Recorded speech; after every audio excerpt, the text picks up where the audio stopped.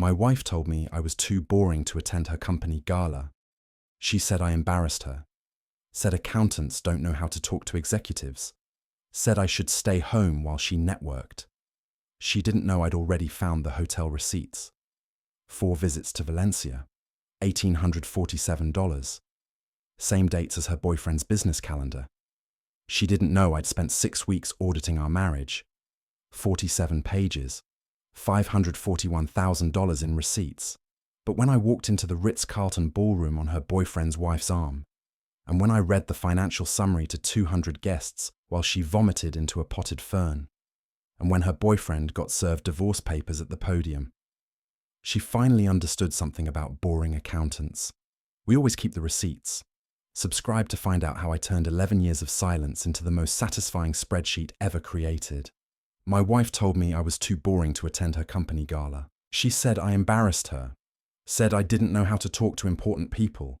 Said I should stay home while she networked with executives at the Ritz-Carlton. She didn't know I'd already found the hotel receipts. 4 visits to Valencia, $1,847. Same dates as her boyfriend's business calendar.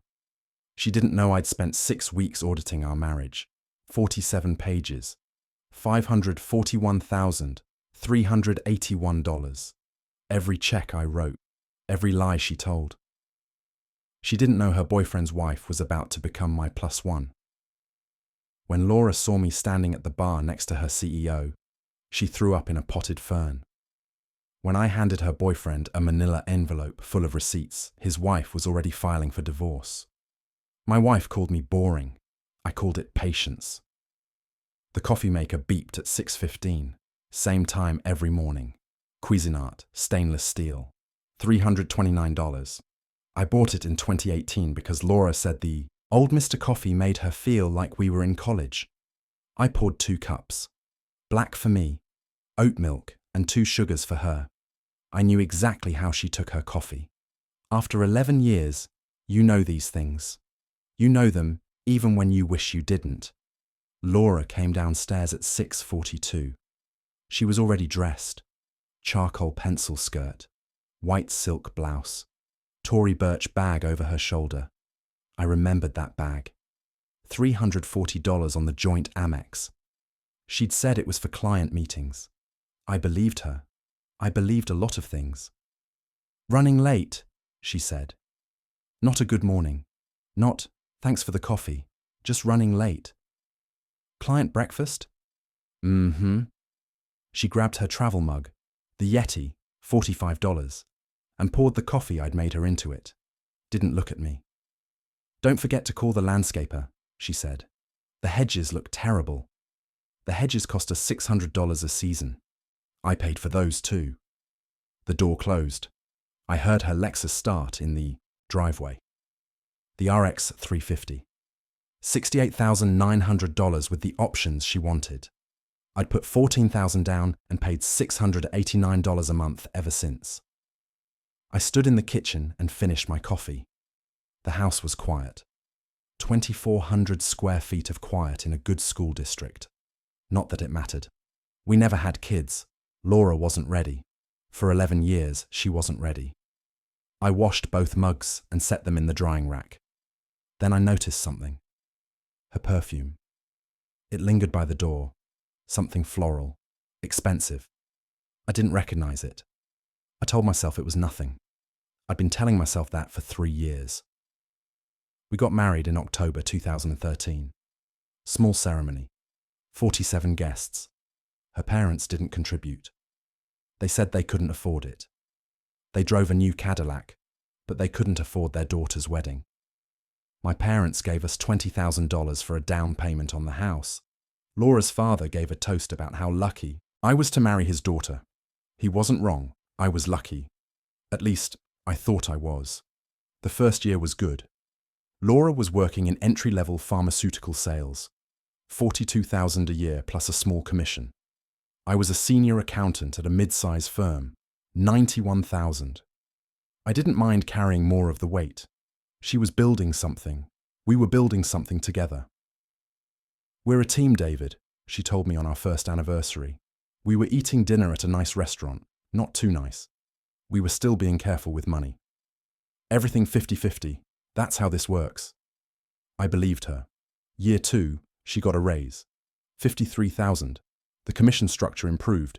She started buying nicer clothes. I have to look the part, she explained. You have to spend money to make money.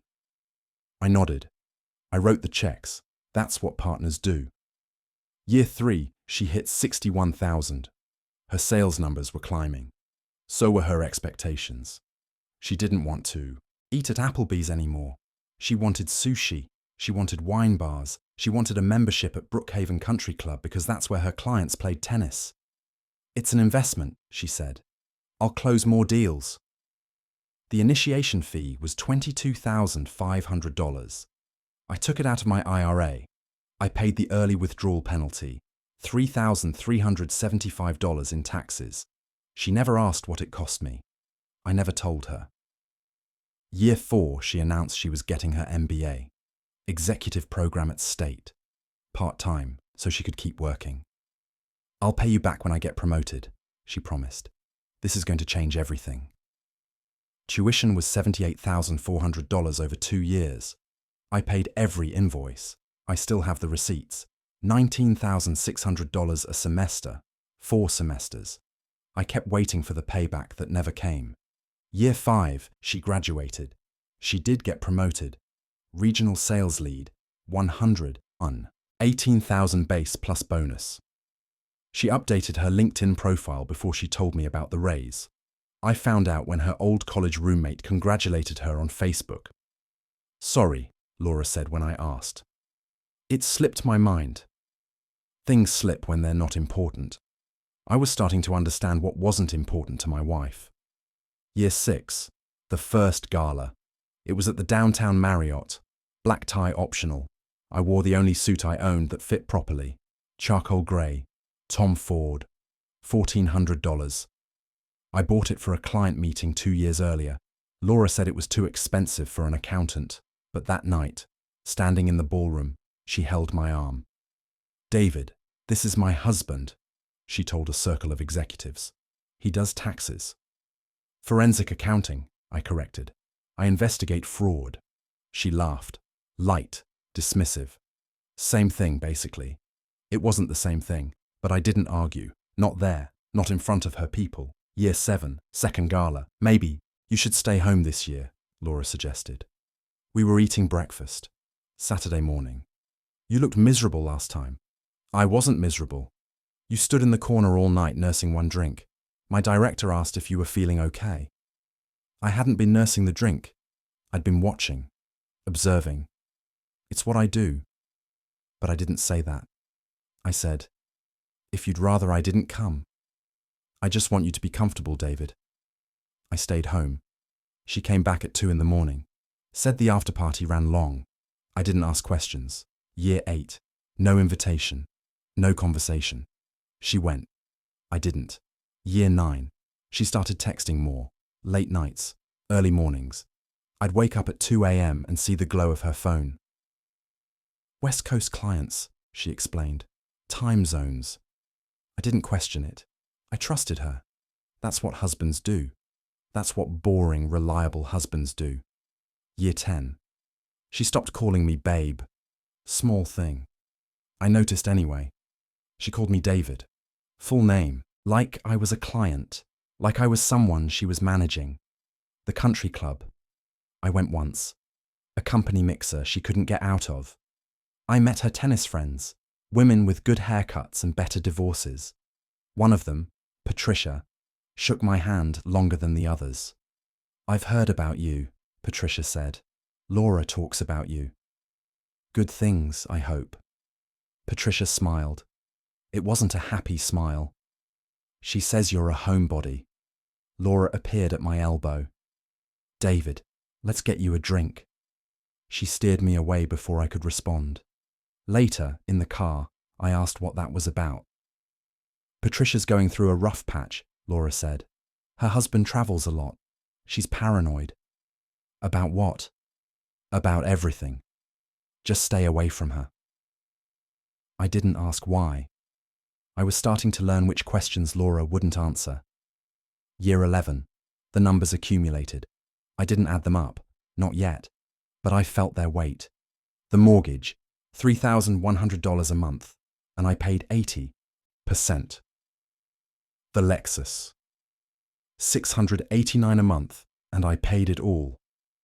The club dues, $875 a month, and I'd never played a single round of golf. I was a forensic accountant. I spent my days finding discrepancies in other people's books. I never looked at my own. Maybe I didn't want to see what I'd find. 3 weeks before the gala, a Saturday morning, October, Laura was at the kitchen table with her laptop. She had a spreadsheet open, guest lists, seating charts. She was on the planning committee this year. Big honor, big responsibility. She'd talked about it for weeks. I was making pancakes, buttermilk, from scratch. She liked them with real maple syrup, the kind that costs $14 for 8 ounces, and fresh blueberries. The gala's coming up, I said. Casual. What should I wear? Black tie again?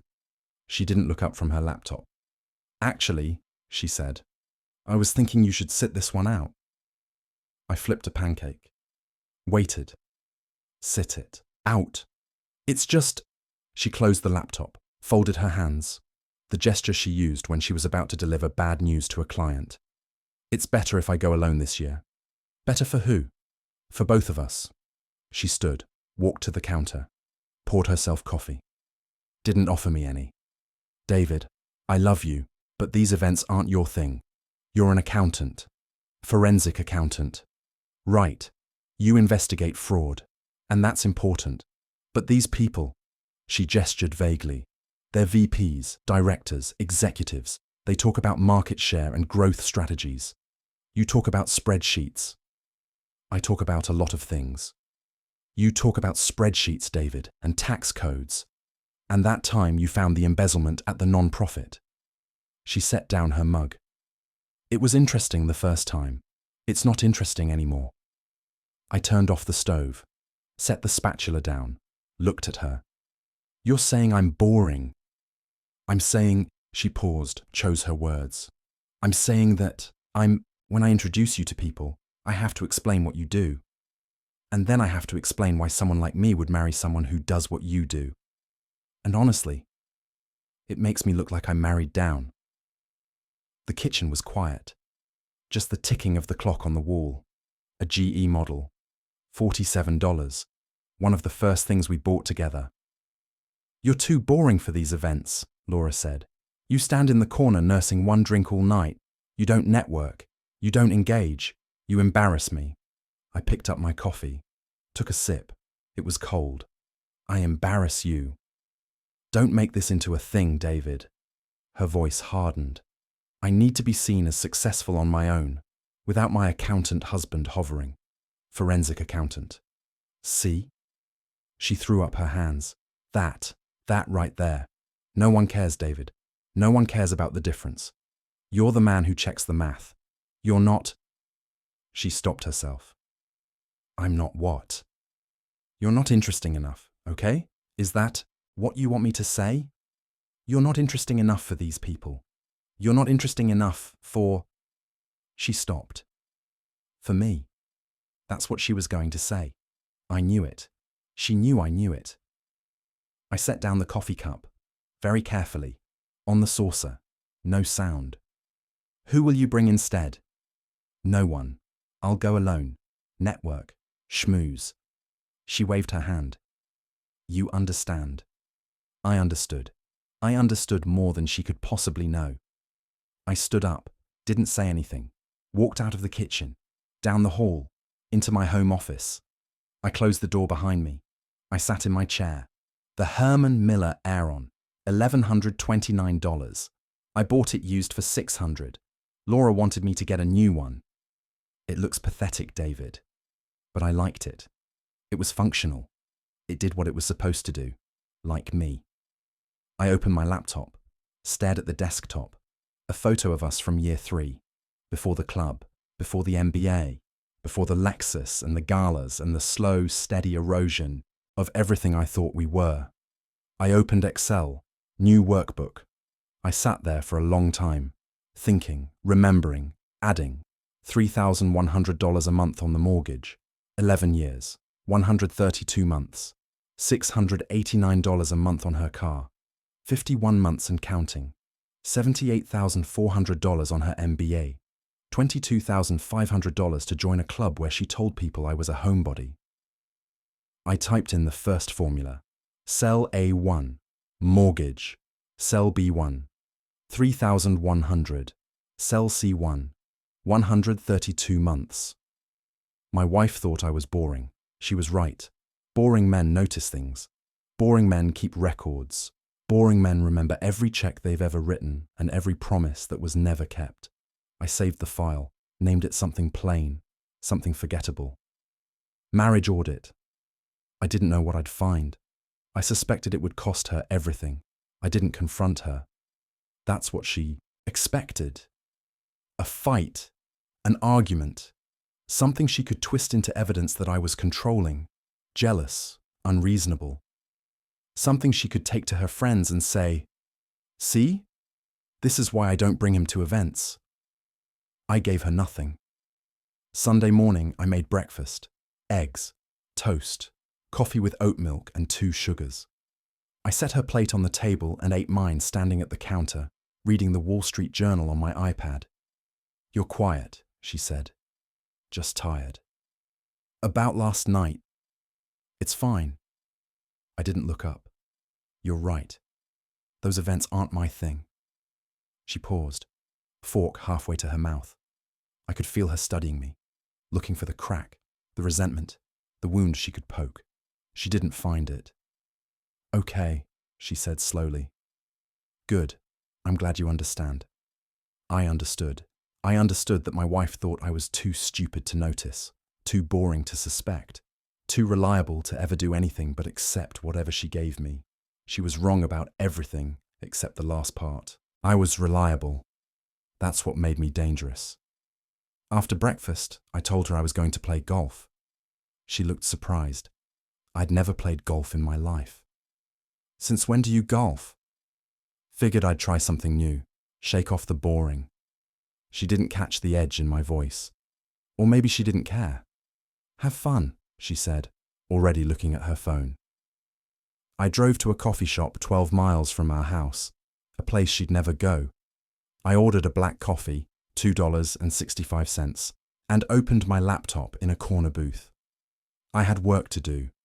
11 years of bank statements. That's where I started. I logged into our joint account at Wells Fargo, the one we'd opened 3 months after the wedding, the one I deposited my paychecks into, the one that paid the mortgage, the car payments, the insurance, the utilities, the one I trusted her with. I downloaded every statement. January 2014 through October 2024. 132 months. 132 PDF files. I organized them into folders by year. Then I started reading. The mortgage was first. $3,100 a month to First National. Automatic withdrawal on the first of every month. I'd set it up myself. I remembered sitting at the kitchen table with the loan officer, signing the papers, thinking about the life we'd build in that house. 3,100 times 132. $409,200 total. I paid 80% of all household expenses. That was the agreement. Unspoken, unwritten, but understood. She was building her career. I was supporting us. Temporary. Until things evened out. They never evened out. 80% of $409,200, $327,360. If we'd split it fairly, 50-50, I would have paid $204,600. I opened Excel, created a new tab labeled Mortgage, entered the numbers. The formula did the rest. Excess paid $122,760. Just the mortgage. Just the beginning. I kept going. Laura's Lexus, the RX 350. We bought it in September 2020. She said she needed something reliable for client visits, something that projected success. "You can't show up to a sales meeting in a Honda," she said. So we bought the Lexus, $68,900 with the options, $14,000 down, my money, from our joint account that I funded, then $689 a month for 72 months, 51 payments so far, $35,139 in monthly payments, plus the down payment, total $49,139. I paid every cent. She never offered. I never asked. My Honda Accord cost $26,400. I put $5,000 down, $247 a month. I was still driving it. Would probably drive it until it died. Her car cost almost 3 times as much. And I paid for both. I created another tab. Vehicles, entered the numbers. Next, the country club, Brookhaven Country Club, initiation fee, $22,500.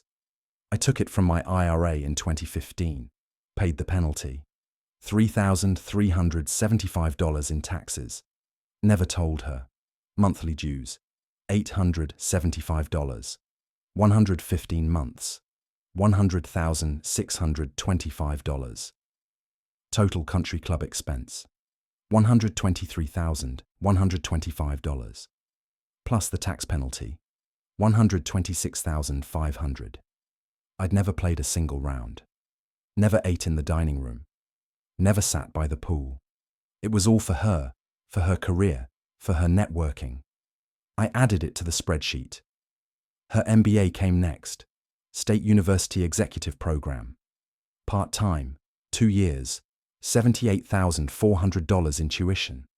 I found the invoices in my email, $19,600 per semester, 4 semesters, plus books, $1,240, plus a new laptop she said she needed for coursework, $2,100, a MacBook Pro, because her classmates had them. Total MBA cost, $81,740. I'll pay you back when I get promoted. She got promoted in 2019, regional sales lead, $118,000 base. She bought herself a Cartier watch to celebrate, $4,200. She never mentioned the MBA money again. I added it to the spreadsheet. The small things added up too. Homeowner's insurance, $285 a month. I paid 80%, 11 years, $35,880 total. My excess, $10,764. Auto insurance, $340 a month for both cars. I paid 80%, 11 years, $35,904. My excess, $10,771. Utilities, $380 average. I paid 80%, 11 years. My excess, $13,392. Groceries and household, $1,100 a month average. I paid 80%, 11 years. My excess, $43,560. I created a tab called Monthly Excess. The formula ran down the column, $2,467. That's how much extra I paid every single month, above my fair share, for 132 months. I highlighted the cell, let the number sit there, stared at it. $325,644. That was just the excess. Just the difference between what I paid and what I should have paid if we'd been partners. If we'd been a team. If 50-50 had meant anything at all. But the one-time expenses added more. Her MBA, $81,740. The Lexus down payment, $14,000. The country club initiation plus penalty, $25,875.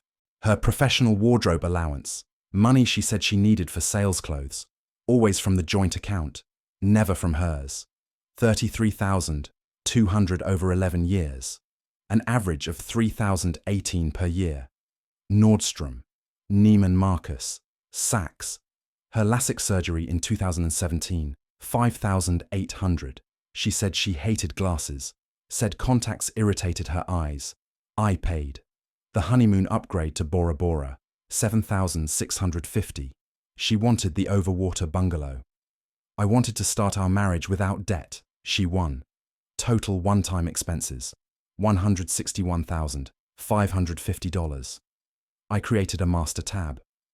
Summary. Linked all the formulas.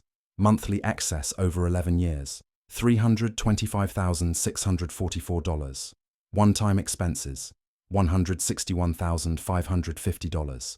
Total excess contribution, $487,194. I sat back, looked at the number. Almost $500,000 more than my fair share, more than most people make in a decade. Then I found the other thing. I'd been reviewing the joint account statements line by line, looking for anomalies. That's what I do. I find patterns that don't fit. There was a pattern. Monthly transfers, small amounts, 200 here, 350 there, sometimes 500. Irregular. Easy to miss. All going to the same destination. An account number I didn't recognize. I logged into our Wells Fargo portal, looked at the linked accounts. There it was. A personal savings account in Laura's name. I was listed as a secondary holder. We'd opened it years ago for her emergency fund, and I'd forgotten it existed. She hadn't forgotten. I pulled those statements too. The transfer started in January 2021, almost 4 years ago, 200 in January, 300 in March, nothing in April, 450 in June. I added them up, month by month, year by year. 2021, $8,940. 2022, $12,620. 2023, $14,280. 2024 through October, $6,500. Total transferred, $42,340. $42,000 siphoned from our joint account into her personal savings. Without telling me. Without asking. Without any legitimate reason.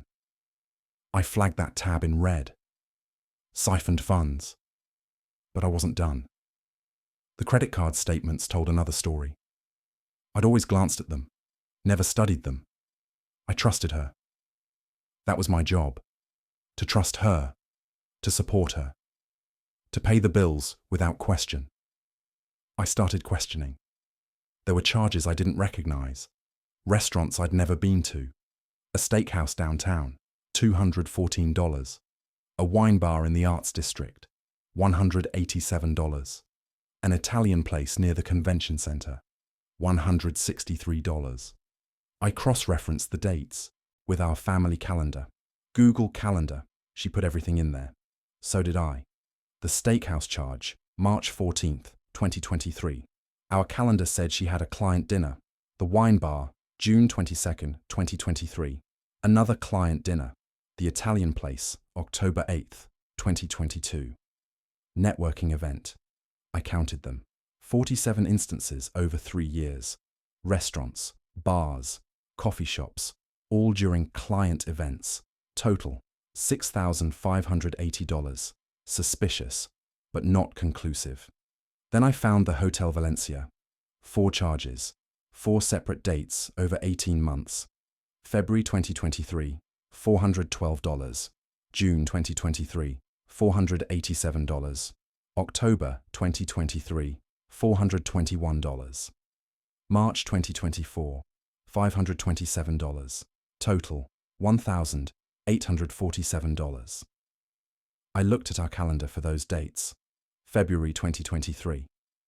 Overnight client meeting, downtown. June 2023. Regional conference prep, staying downtown. October 2023. Client entertainment, late, night, staying over. March 2024. Conference setup, early start, hotel near venue. The Hotel Valencia wasn't near any conference center. It was a boutique hotel. Romantic, expensive. The kind of place you took someone you wanted to impress. The kind of place you took someone who wasn't your husband. I sat very still. I didn't feel rage. I didn't feel heartbreak. I felt something colder, sharper, like a blade sliding into place. I opened LinkedIn, typed a name I'd heard at the country club, Richard Thornton. Regional sales manager. Same company as Laura. His profile photo showed a tall man with good hair, square jaw, confident smile, the kind of man who talked about market share at galas. I checked his activity. Conference attendance, industry events. I cross-referenced with our calendar. February 2023, he'd posted about a strategic planning session downtown. June 2023, he'd checked in at a leadership retreat in the same city. October 2023, nothing posted, but a colleague had tagged him at a restaurant, 3 blocks from the Hotel Valencia. March 2024, he'd commented on a company post about conference prep. Every date matched. I added a new tab. Affair expenses. Hotel Valencia, $1,847.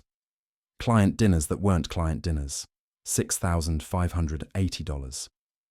Gifts purchased on the joint card, a Mont Blanc pen, a leather briefcase, a cashmere scarf, none of which I ever received, $3,420. Total affair-related expenses, $11,847. I added it to the siphoned funds. $42,340 plus $11,847. $54,187. That was the theft. The money she'd stolen from our marriage to fund her betrayal. I created the final summary. Excess contributions, $487,194. Theft and affair expenses, $54,187. Grand total, $541,381. I highlighted it, red, bold. The number stared back at me. Then I saved the file. 47 pages when I printed it. I drove to a FedEx, made 3 copies, kept one in my briefcase, one in my office at work, one in a safe deposit box I'd opened the week before. Then I went home, made a sandwich, turkey and Swiss on rye, ate it at the kitchen counter. Laura came home at 7, asked how golf was. Relaxing, I said. She didn't ask anything else. Margaret Chen's office was on the 14th floor of a downtown high-rise. Glass walls, leather chairs, the kind of place that charged $500 an hour and was worth every cent. I'd found her through a colleague at work. Discreet inquiry. If I needed a divorce attorney, who would you recommend? He gave me 3 names. Margaret was the first one. She didn't blink when I showed her the spreadsheet. 47 pages, she said, flipping through the printout. You're thorough. I'm a forensic accountant. It's what I do. You investigate fraud. Yes. She set down the pages, folded her hands. Mr. Hayes, let me ask you a direct question. What do you want out of this? I want to keep what's mine. Which is? The house, my retirement accounts, my dignity. She nodded. The house. Let's talk about that. She pulled up something on her computer. You purchased it in 2012, a year before the marriage, correct? Correct. $285,000. I put $40,000 down. My parents helped with $20,000. And the deed? My name only. Your wife isn't on the title? No. She looked up. She never asked to be added. She asked in 2016. I said I would. I never did. Why not? I thought about it.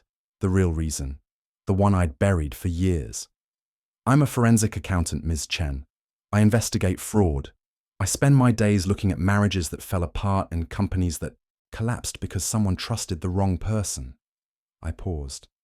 I suppose I always knew something wasn't right. I just didn't want to look. She nodded slowly. Mr. Hayes, in this state, premarital assets remain separate property unless they're commingled. Your house was purchased before the marriage. Your name is the only one on the deed. Your wife has no legal claim to it. What about appreciation?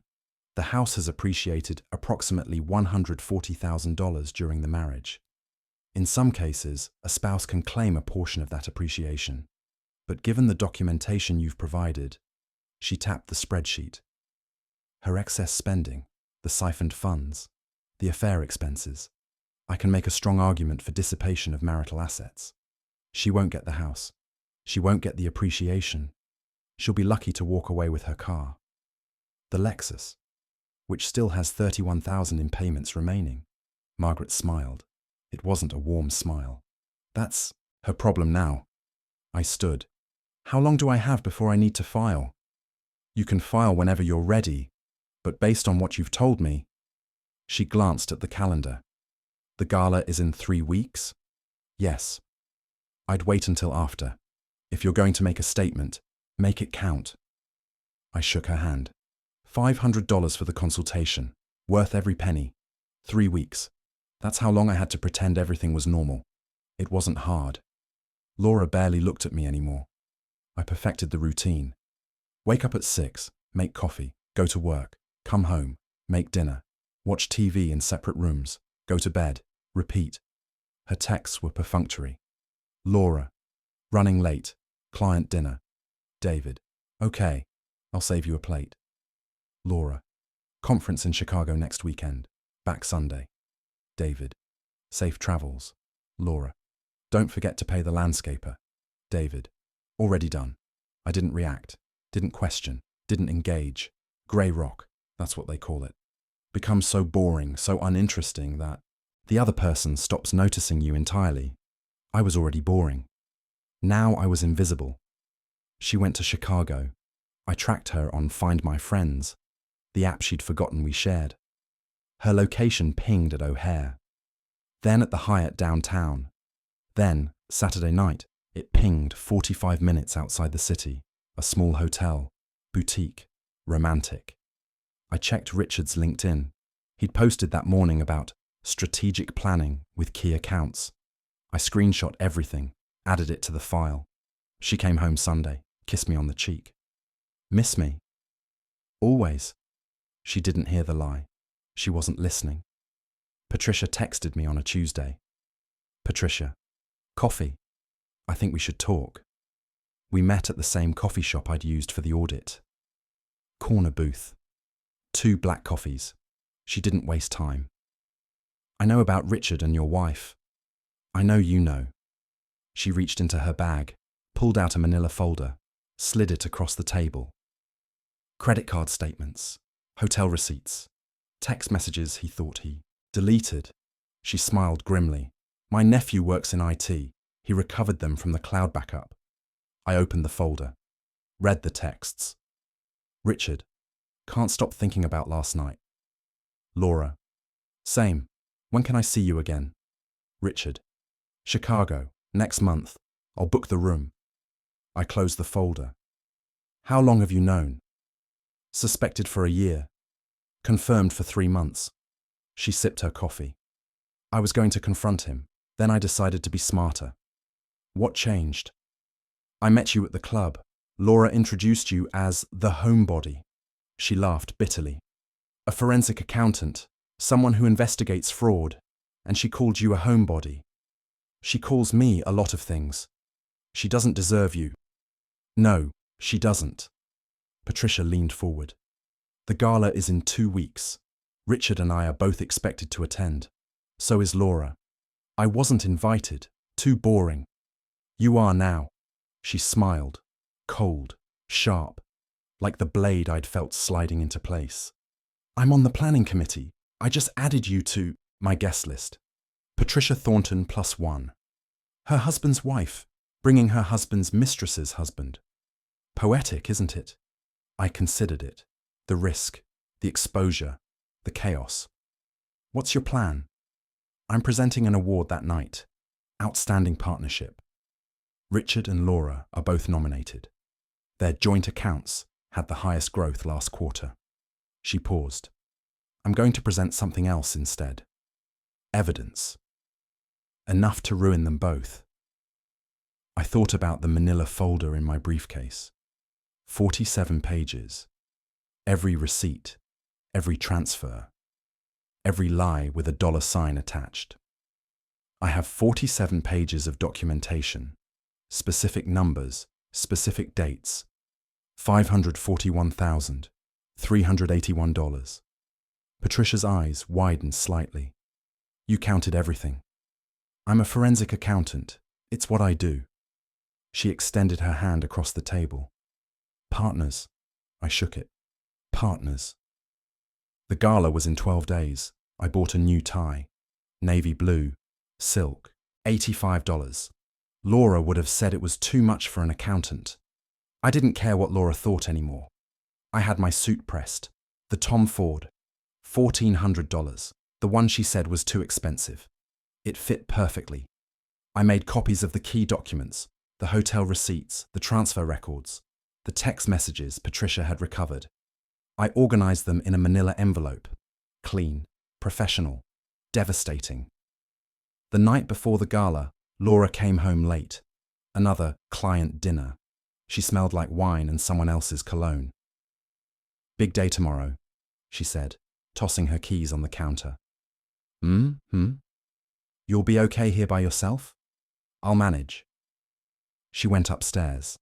Didn't say goodnight. I sat in my office, looked at the spreadsheet one more time. The number glowed on the screen. $541,381. That's how much she'd cost me. 11 years of checks and transfers and sacrifices. 11 years of being told I was boring. I was embarrassing. I was not enough. Tomorrow, I'd show her exactly what enough looked like. I closed the laptop, went to bed, slept better than I had in years. The gala was at the Ritz-Carlton, 7 p.m., black tie.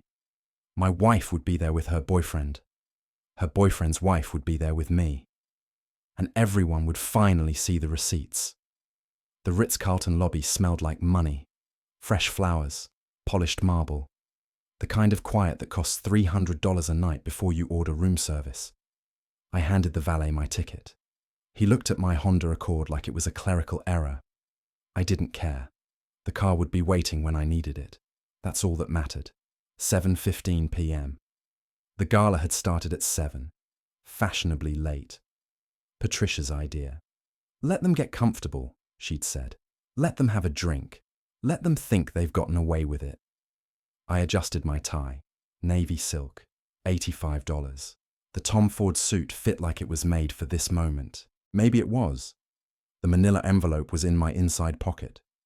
47 pages, condensed to the greatest hits. The hotel receipts, the transfer records, the text messages. Enough to end 2 careers and 2 marriages in under 10 minutes. I walked through the lobby, past the concierge desk, past the bar where a jazz trio played something soft and expensive, toward the ballroom. A woman in a black dress checked names at the door. I gave her mine. David Hayes, I'm with Patricia Thornton. She scanned her tablet, found me, smiled professionally. Welcome, Mr. Hayes. Mrs. Thornton is already inside. I walked through the double doors. The ballroom was everything Laura had described and more.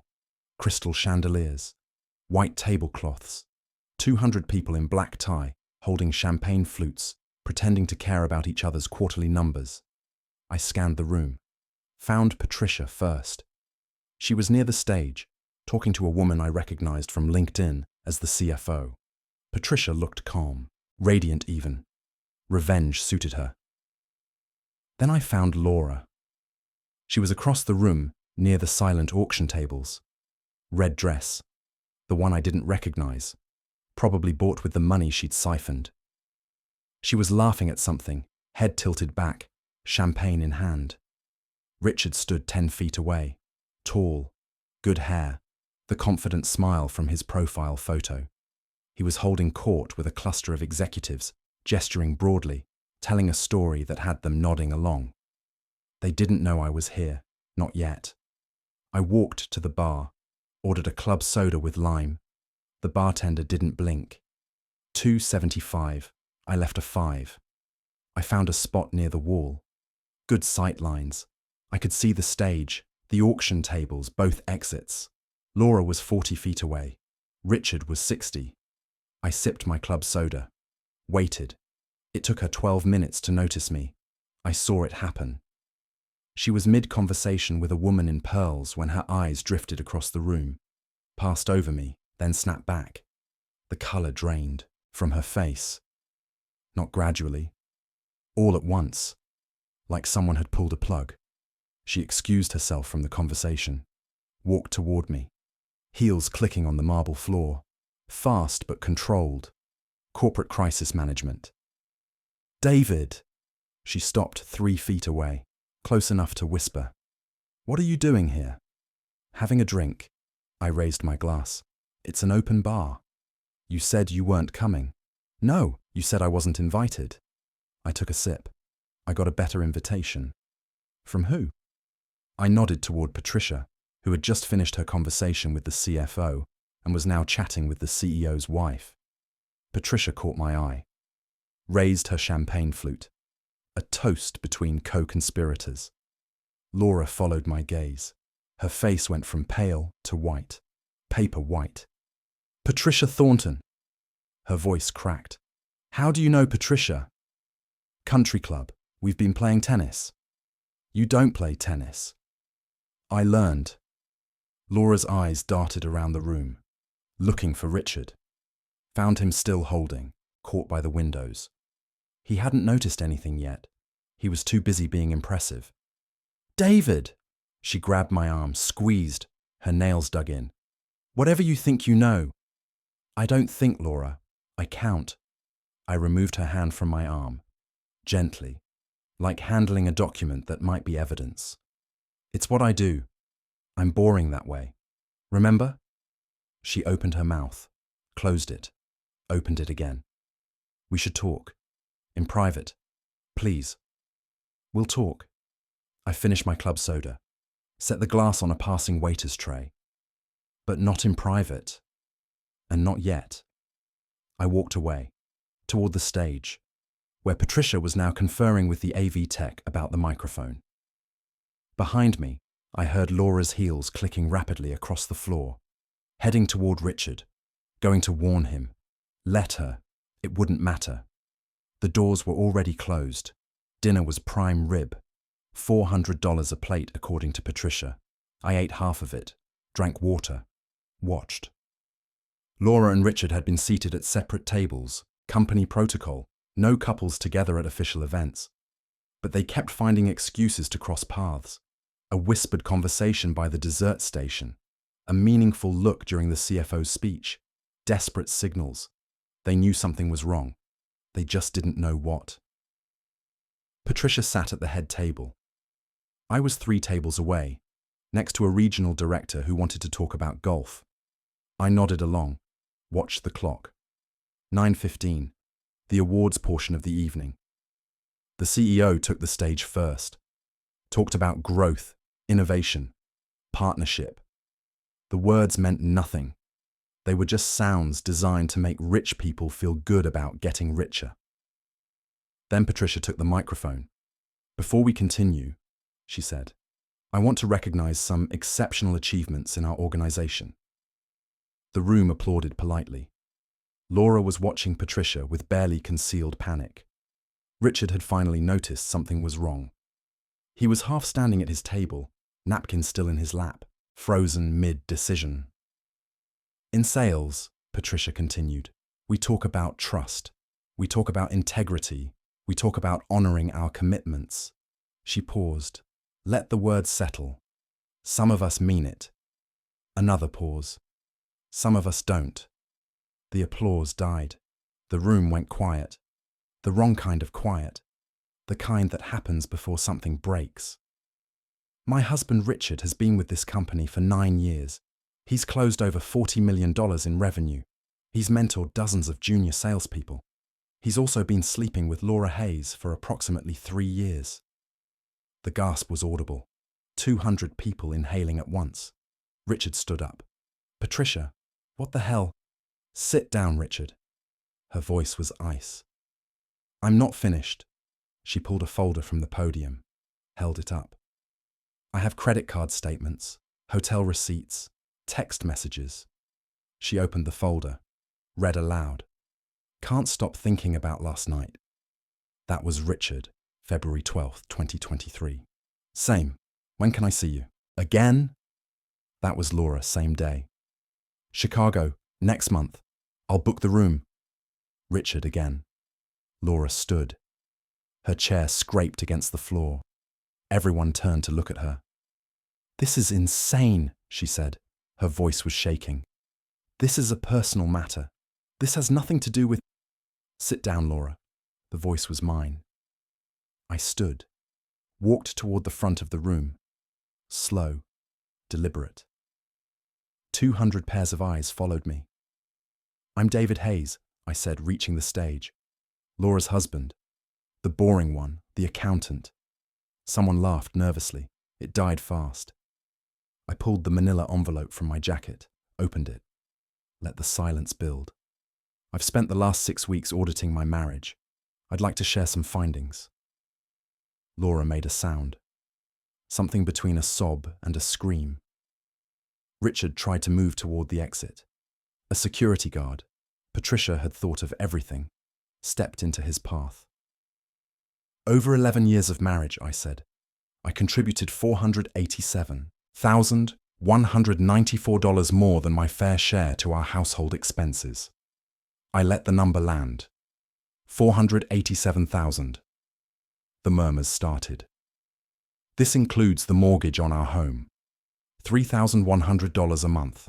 I paid 80% for 132 months. My wife paid 20%. The difference over 11 years, $122,760. I pulled out the first page, held it up. The spreadsheet was visible even from the back of the room. I also paid for her Lexus RX 350, $14,000 down, $689 per month for 51 months. Total, $49,139. She never contributed a cent.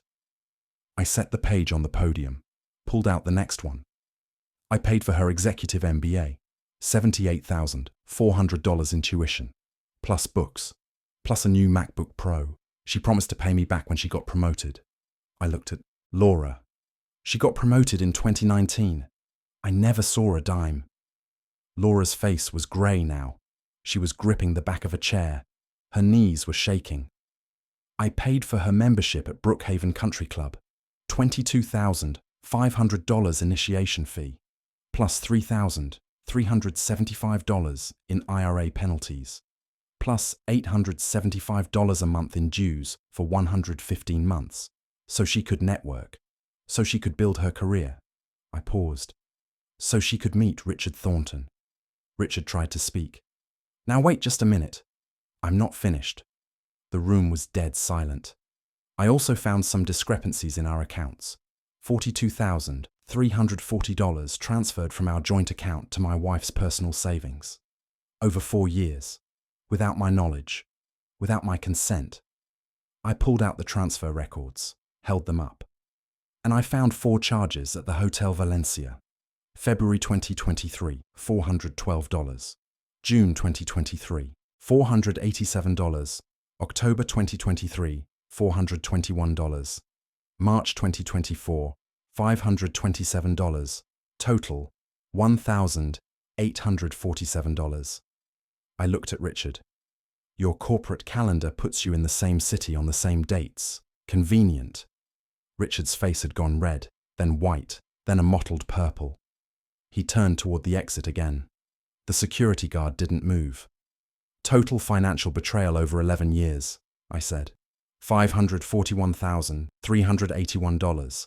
I have the receipts. 47 pages. I set the envelope on the podium. The documents will be submitted to my divorce attorney in the morning. They'll also be submitted to HR. Corporate policy prohibits romantic relationships between supervisors and direct reports. I looked at the CEO. Richard signed Laura's last 2 performance reviews. I assume that's relevant. The CEO's face was stone. His lawyer, seated next to him, was already typing on his phone. Laura made a sound, a gag. Her hand flew to her mouth. She ran. 3 steps toward the side door. Didn't make it. She vomited into a decorative fern. The pot was ceramic, blue and white. Probably cost more than most people's monthly rent. Someone screamed. Someone laughed. The chaos multiplied. Patricia stepped forward. She had one more envelope, smaller, thinner. Richard. She walked to where he stood, paralyzed. This is for you. She handed him the envelope. He opened it, read the first page. His hands were shaking. You're being served, Patricia said. Divorce papers. I filed this morning. You can keep the Mercedes. I'm keeping everything else. Richard's legs gave out. He sat down hard in the nearest chair. The chairman of the board's chair, as it happened. The chairman was not pleased. Also, Patricia added, I emailed the photos to your mother. She should be receiving them right about now. Richard made a sound. Something between a whimper and a moan. The crowd had split into factions now. Some people were rushing toward the exits, desperate to escape the carnage. Others were frozen in place, watching the destruction like a traffic accident they couldn't look away from. A few, the ones with grievances of their own perhaps, were openly smiling. I picked up the manila envelope, tucked it back into my jacket. Laura, I said. She was still bent over the fern, dry heaving. Your things will be on the lawn by Tuesday. You can keep the Lexus. You'll need somewhere to sleep. I turned to Richard. Your wife has the rest of the documentation. Check your email. Then I walked out, past the security guard, past the silent auction tables, past the bar where the jazz trio had stopped playing and was now packing up their instruments. Behind me, the ballroom erupted. I didn't look back. The valet had my Honda waiting. I handed him a 20. He looked at me like I'd just stepped out of a movie. Hell of a night, he said. Average Tuesday, I said. I was opening my door when I heard the heels. Laura, running across the valet area. Mascara streaked down her face. The red dress had something on it. Champagne, vomit. I didn't ask. David. She grabbed my arm. David, please, we can talk about this. We can fix this. I looked at her hand on my arm, the manicured nails, the wedding ring I'd bought her, 1.2 carats, $4,200. She'd wanted bigger, but I'd said we were being practical. There's nothing to fix, Laura. There has to be. We can go to counseling. I'll end it with Richard. I swear. I'll do whatever you want. What I want is for you to let go of my arm. She didn't. David, I love you. I know I haven't shown it, but I do. Please, don't throw away 11 years. I didn't throw away 11 years, Laura. You spent them. I removed her hand, carefully. $541,381. I have the receipts. I'll pay you back. I'll get a second job. You don't have a first job anymore. I opened the car door. The CEO's lawyer was on his phone before I finished speaking. You'll be lucky if they let you clean out your desk. Her face crumpled. The corporate mask was gone. Underneath was something raw, desperate, pathetic. David, please, I'll lose everything. I paused, hand on the door, looked at her one last time. No, Laura, you'll lose everything that was mine. That's different. I got in the car, started the engine, put it in drive.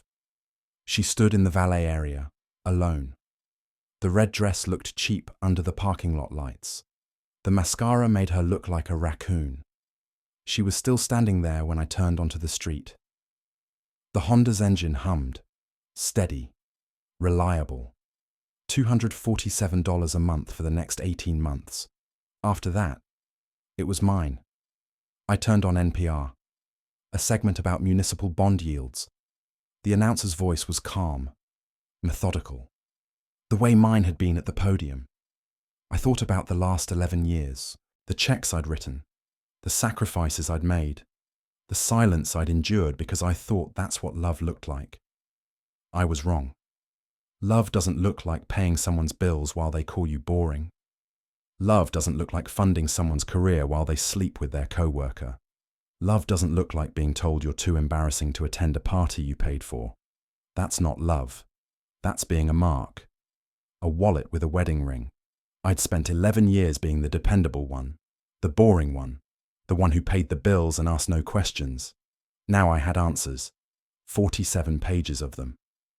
The announcer moved on to a story about infrastructure spending, I turned up the volume slightly. My phone buzzed, a text from Patricia. Patricia, you were magnificent. Richard is crying in the bathroom. HR is convening an emergency meeting, I texted back. David, thank you for the invitation. Patricia, thank you for the spreadsheet. Drinks next week? David, I'd like that. I set the phone down, watched the road. The lights of downtown faded in my rearview mirror. I thought about the house. Empty now. Clean. No trace of her perfume in the hallway. No Tory Burch bag on the counter. No oat milk in the refrigerator. Just quiet. Just peace. Just the sound of a forensic accountant finally closing the books. I smiled. For the first time in 11 years, I wasn't bored. I was free. Monday morning, 9:17 a.m. My phone buzzed. A text from Patricia. Patricia, it's done. HR called her in at 8. She was out by 8:45. I was at my desk, working a case. Embezzlement at a construction firm. The CFO had been skimming from project accounts for 3 years. Amateur work. He didn't even use separate spreadsheets. I texted back. David. Severance? Patricia. None. Terminated for cause. Violation of workplace conduct policy. The relationship with Richard created a conflict of interest. Her performance reviews were invalidated. Patricia. She tried to argue. Said the relationship was consensual between adults. HR said consent doesn't cover falsified evaluations. Patricia. She left in tears. Security escorted her to her car. I set the phone down, finished my coffee, got back to work. The CFO had stolen $412,000. He'd hidden it in fake vendor payments. I found it in 6 hours. Some people aren't good at hiding things. Laura wasn't either. Tuesday. The locks changed at 8 a.m. A locksmith named Carl. $235. He didn't ask questions. I tipped him $40. Her things were in boxes on the porch by noon. 17 boxes, neatly labelled. Clothes, books, jewellery, the Tory Burch bags, the Cartier watch. Everything that was hers and nothing that was mine. I kept the house. I kept the furniture. I kept the KitchenAid mixer she'd insisted on buying and never used. I donated that to Goodwill. Didn't want it anymore. She came at 3, pulled up in the Lexus, sat in the driveway for 11 minutes before getting out. I watched from the window, didn't go outside. She loaded the boxes into her car. 17 boxes, 4 trips. She was crying the whole time. When she finished, she stood on the porch, looked at the door, raised her hand to knock. Then she lowered it, got back in the car, drove away. I made dinner, salmon, lemon butter, a recipe I'd been wanting to try. It was good. Wednesday. Richard resigned. Patricia sent me the email chain. He'd been given a choice: resign quietly or be terminated publicly. The company didn't want the scandal. They wanted it buried. Richard chose resignation. He negotiated a neutral reference. No severance, no bonus, no stock options. The Mercedes went back to the dealer. Voluntary repossession. He couldn't afford the payments without his salary. $847 a month. Patricia filed for divorce the morning of the gala. The papers were already in the system. Richard got served at the event. Efficient. She got the house in Scottsdale, the vacation property in Sedona, the retirement accounts. Richard got his clothes, his golf clubs, and his debt. His mother called him 3 times that week. He didn't answer. She'd seen the photos. Thursday, my lawyer filed the divorce papers. No fault, clean, simple. Laura contested nothing. She couldn't afford to. Her attorney, a guy from a strip mall practice, $200 an hour, told her the numbers were too clear. The documentation was too thorough. Fighting would only cost her more money she didn't have. The house was my premarital asset. She had no claim. The appreciation, $140,000, stayed with me. The siphoned funds were documented as dissipation of marital assets. Her share of the joint accounts was reduced accordingly. She got the Lexus, $31,200 remaining on the loan. Her responsibility now. She got her clothes, her jewelry, her MBA that I'd paid for. She got nothing else. The divorce was finalized in 93 days. Uncontested. The judge signed it without comment. I framed the decree, hung it in my home office, next to my CPA license. 6 months later, I learned about Laura's situation the way I learned most things, through careful observation and reliable sources. Patricia and I had dinner once a month, friendly, platonic. Two people who'd survived the same shipwreck. She's in Grove Park now, Patricia said over pasta. A place downtown, $18 for the chicken marsala. I paid. She'd get the next one. Grove Park. I knew the neighborhood. Not good. Studio apartment, 650 square feet, $1,650 a month. First and last plus security deposit. Patricia sipped her wine. She had to borrow the deposit from her sister. Her credit was too damaged for the landlord to trust her. The Lexus surrendered 3 months ago. She couldn't keep up with the payments. $689 a month, plus insurance, plus the repair bill. When she rear-ended someone in a parking lot. I remembered that car, the RX 350, $68,900. I'd put $14,000 down. What's she driving now? A 2011 Nissan Sentra. Bought it cash from a used lot. $3,200. Her sister loaned her that too. I did the math. Laura's sister was a teacher. $47,000 a year.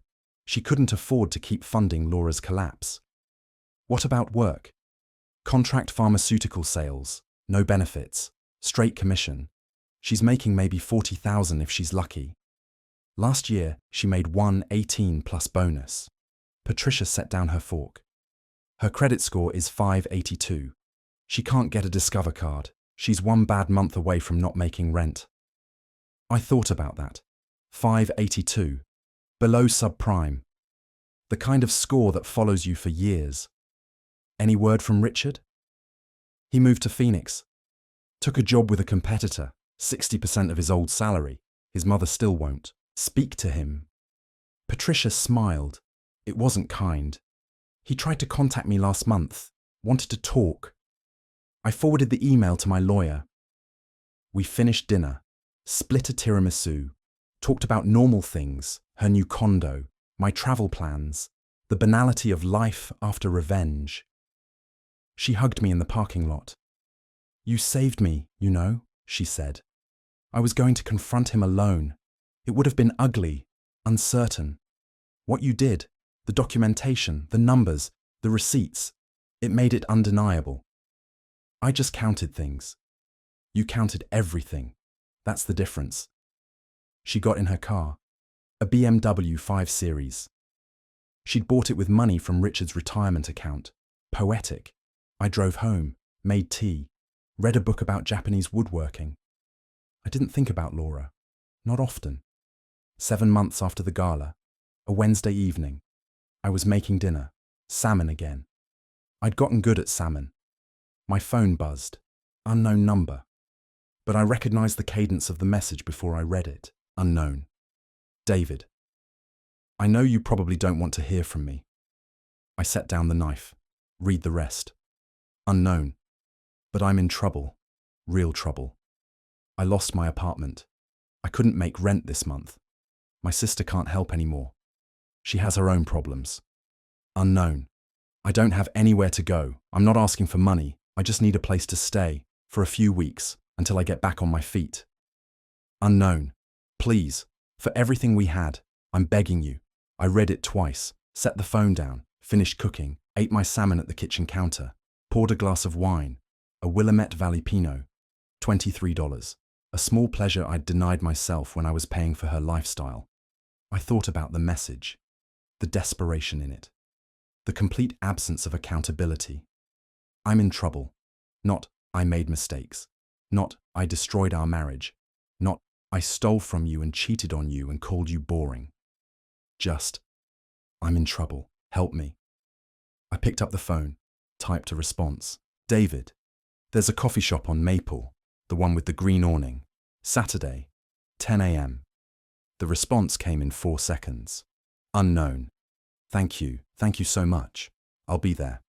I didn't respond, finished my wine, went to bed. Saturday was 3 days away. I had time to decide what I wanted to say. Turns out I already knew. The coffee shop was quiet. Saturday morning, the weekend crowd hadn't arrived yet. I got there at 9:45, ordered a black coffee, $2.65, sat in a corner booth with a view of the door. Laura arrived at 9:58. Early, desperate. She looked different, older. The expensive highlights were gone. Her hair was flat brown now, with an inch of grey at the roots. No designer clothes. A sweater from Target maybe. Jeans that didn't fit right. She scanned the room, found me, walked over. David. She slid into the booth across from me. Thank you for meeting me. I had time. She looked at her hands. No manicure now. The nails were short, unpolished. The wedding ring was gone, probably sold. I know I don't deserve this, she said. I know I don't deserve anything from you. I didn't respond, waited. I lost my apartment. The landlord wouldn't renew my lease. My credit is… She laughed bitterly. You know what my credit is. You probably have a spreadsheet. 582, last I heard. She flinched. Right, you always know the numbers. It's what I do. She looked up. Her eyes were red, tired. The eyes of someone who'd been crying for months and had finally run out of tears. David, I know I hurt you. I know I was horrible. The things I said, the boring comment, the gala, all of it. I was wrong. I was selfish. I was cruel. I sipped my coffee, said nothing. Richard was a mistake, the worst mistake of my life. I thought… She stopped, started again. I thought he was exciting, different. I thought he saw something in me that you didn't. He saw a woman who'd fund her own affair. That's what he saw. She winced. I know that now. He hasn't spoken to me since the gala. He blames me for everything. Says I ruined his life. You ruined each other. It was collaborative. She nodded, accepting it, or pretending to. I've lost everything, David. My job, my apartment, my car, my credit. My family won't help anymore. My sister said I've used up my chances. She leaned forward, desperate. I don't have anywhere else to go. I just need a few weeks. I'll sleep on the couch. I'll stay out of your way. I'll sign anything you want. You want to stay in my house? I set down the coffee cup. The house that was never yours. The house you lived in for 11 years without paying your fair share. The house you filled with furniture I bought while you saved money for hotel rooms with your boyfriend. David, that house. You want to stay in that house. She was crying now, quietly. The tears she thought she'd run out of. I don't have anywhere else. I looked at her. This woman I'd loved. This woman I'd trusted. This woman I'd given $500,000 to over 11 years while she called me boring and embarrassing and not interesting enough. I stood up. I put on my coat. A wool pea coat. $340. I bought it for myself last winter. First nice coat I'd owned in years. I left a 20 on the table. Enough for both coffees and a generous tip. I always tip well. The servers work hard. Laura grabbed my hand. David, please. I looked at her hand on mine, the short nails, the bare ring finger, the desperation in her grip. Laura. I removed her hand, gently, the way you handle something that used to matter. You spent 11 years teaching me something. You taught me that I wasn't worth your time, that I wasn't interesting enough, that I was just the man who paid the bills while you built something better. She shook her head. That's not… I didn't mean… You meant every word. You meant it when you called me boring. You meant it when you said I embarrassed you. You meant it when you told me I wasn't welcome at the gala you expected me to fund. I buttoned my coat. Slowly. No rush. I believed in you, Laura. I believed in us. I paid for your MBA because you said it would change our future. I paid for the country club because you said it would help your career. I paid for your car, your clothes, your life, because I thought we were partners. We were partners. Partners don't steal $42,000. Partners don't spend $1,800 on hotel rooms with their co-workers. Partners don't look at 11 years of sacrifice and call it boring. She was sobbing now, loud enough that the barista looked over. You built something, Laura. You built exactly the life you deserve. A studio apartment you can't afford. A car that barely runs. A credit score that will haunt you for a decade. I straightened my coat. Congratulations. You built this. David, please. I'm begging you. I looked at her one last time. Memorized the moment, the tears, the desperation, the total and complete collapse of everything she thought she was entitled to. No. One word. Final. Absolute. I walked out. The bell above the door chimed, cheerful, indifferent. I got in my car, the Honda Accord, paid off now, $0 a month. Through the window I could see her, still sitting in the booth, head in her hands. I started the engine, pulled out of the parking lot. I didn't look back. I quit my job. Not dramatically, just walked into my supervisor's office and gave 2 weeks' notice. You sure? He asked. You've got 20 years in. 22, I said. And yes, I'm sure. I had enough. The house was paid off. My retirement accounts were healthy. The Airbnb rental I'd started, the house earned $3,200 a month when I traveled, covered my expenses. I went to Japan, 2 weeks in Kyoto, walked through temples, ate ramen at a place that had been open since 1923, learned 3 words of Japanese. I went to Portugal, the Douro Valley, drank wine on a terrace overlooking the river, read books I'd been meaning to read for years. I came home, joined a hiking group, made friends, real ones. People who asked about my day and actually listened to the answer. I started dating. Nothing serious. A woman named Ellen who worked in publishing. A woman named Maria who taught high school chemistry. We had dinners, conversations, the kind of easy companionship I'd forgotten existed. Patricia sent me a bottle of wine for my birthday. A note attached. To the most boring man I know. Thank you for everything. I laughed. First real laugh in a long time. I never heard from Laura again. Sometimes I wondered what happened to her. Then I stopped wondering. The spreadsheet is still in my desk drawer. 47 pages. $541,381. I don't look at it anymore. I don't need to. The morning sun comes through my kitchen window now. I make coffee. Black. Just for me.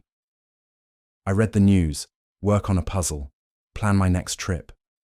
I think about the man I was, the one who paid and paid and paid because he thought that's what love required.